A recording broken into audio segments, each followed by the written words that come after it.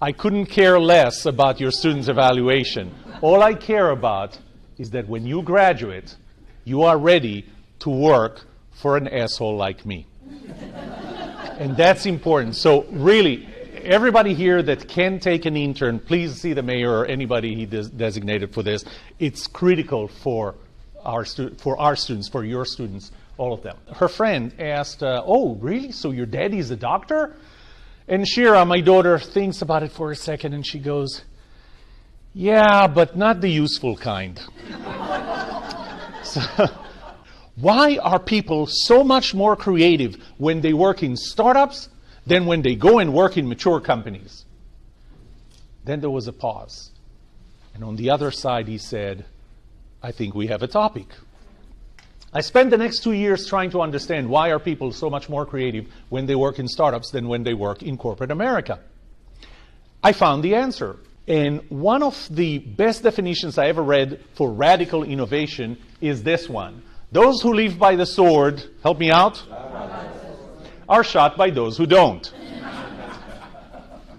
That's radical innovation. Here's what happens to companies. This is what I found through my research. Very simple.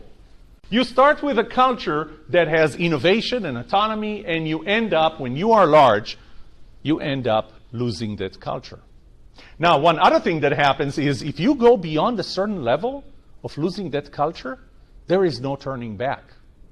Now you're starting to lose market share and revenue and profits. And you can't manage your way out of it. So this is something that you don't need to only worry about when you're a large company, but also when you're a small business and you're growing. Why do you lose your culture? The first thing is you lose your autonomy.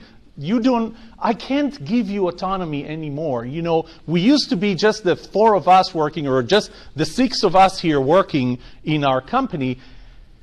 But now we have all those people, and I don't remember all of their names, too. So the only way we can manage this is if we start writing policies, and everybody follows policies. So we have more bureaucracy. If you come to work at 9 a.m., every morning, at 6 a.m., and you leave at 10 p.m., and you come in on weekends because you know that there's work to be done and we need to finish it, and I show up at 9, and after 5 p.m., I don't want to talk to anybody here in the company, and let alone weekends. That's not fair. That's not an equal, symmetrical relationship. I'm going to ask, please do not take pictures of this one. This took a long time to develop a formula, and this formula is a formula. I'm actually serious. This formula is the formula to build trust. I have something that I call the 5I process. The first one is introspection.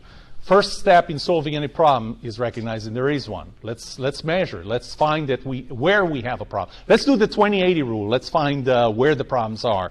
What 20% of the problems will have 80% of the effect.